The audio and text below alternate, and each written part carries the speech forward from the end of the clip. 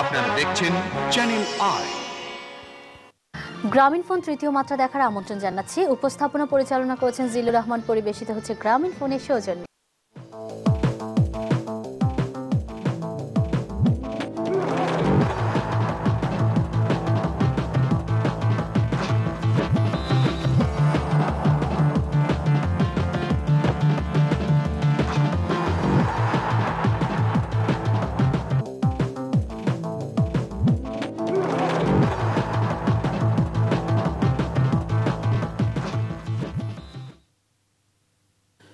বাংলাদেশের বিশ্বের বিভিন্ন প্রান্তে যারা চ্যানেলে দেখছেন, আপনাদের সকলকে সাদর আমন্ত্রণ তৃতীয় মাত্রা দেখবার জন্যে।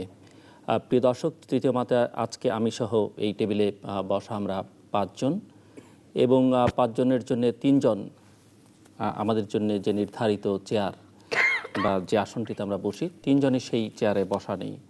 তারা বসা আছেন তাদের জন্য বিশেষভাবে নির্মিত 3টে চেয়ারে। অর্থাৎ দেখলেই বুঝতে পারবেন আপনারা যে নানা ধরনের শারীরিক প্রতিবন্ধকতার কারণে তারা এই আসনগুলোতে বসতে সক্ষম নন। তবে কথা শুনলে আপনারা বুঝবেন, তাদের কার্যক্রমের পরিচয়ের সঙ্গেও পরিচিত হলে আপনারা বুঝবেন যে এই 3 জনই শারীরিক প্রতিবন্ধকতা সত্ত্বেও তাদেরকে আমরা শারীরিক প্রতিবন্ধী হিসেবে হয়তো আখ্যায়িত করি, কিন্তু আমি সেটি করতে চাই না। কেননা আমরা যে সমাজে বাস করি, যে রাষ্ট্রে বাস করি, সেখানকার মানুষগুলোর চেহারা, ক্রিয়াকর্ম দেখলে এটি বুঝতে কারোই অসুবিধা হবে না যে তারা শারীরিকভাবে এবং মানসিকভাবে আমাদের অনেকের চাইতেই সক্ষম তাদের নিজ নিজ ক্ষেত্রে।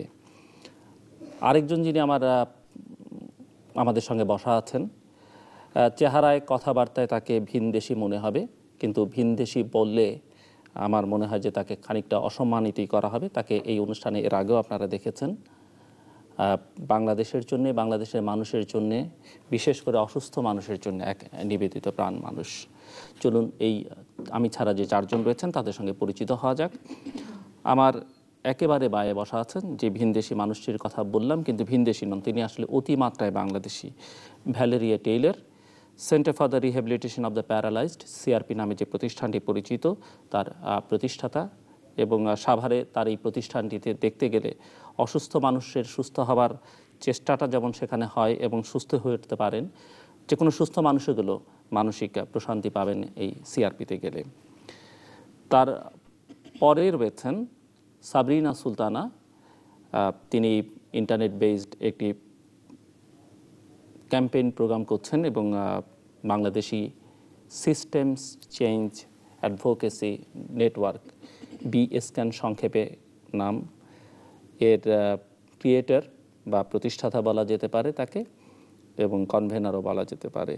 এটি তার পরিচয়। এবং তার এই ক্রিয়াকর্মের সঙ্গে যারা পরিচিত তারা হয়তো জানেন যে তিনি মাঝে মধ্যে কাব্যচর্চাও করেন, এবং সেক্ষেত্রে তার নাম সিলসিলা চৌধুরী।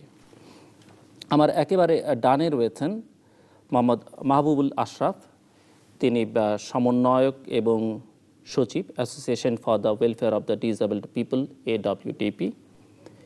এবং তারপরে রয়েছেন সালমা মাহবুব, তিনি BSCAN-এর সহযোগী প্রশাসক।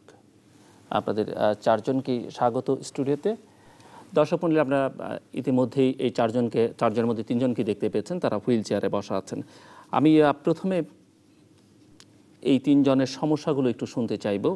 প্রথমে সাবরিনা সুলতানা যদি বলেন যে আপনার অসুস্থতা কী ধরনের, সেই অসুস্থতার নাম কি, কবে থেকে আপনি অসুস্থ হলেন, সংক্ষেপে যদি একটু আমাদের 3-4 মিনিটের মধ্যে আপনার সমস্যাটা তুলে ধরেন। আমার রোগটির নাম হলো মাসকুলার ডিস্ট্রফি। এটি 7 বছর বয়সে ধরা পড়ে এই রোগটি। তারপর এই রোগটির চিকিৎসা নেই বলতে গেলে। যতটা পারা যায় মুভমেন্টের মধ্যে থাকা, নিজেকে সচল রাখার চেষ্টা করা, এটুকুই। এছাড়া ধীরে ধীরে এটি শরীরকে অবশ করে ফেলে, শক্তি কমে যায় শরীরের।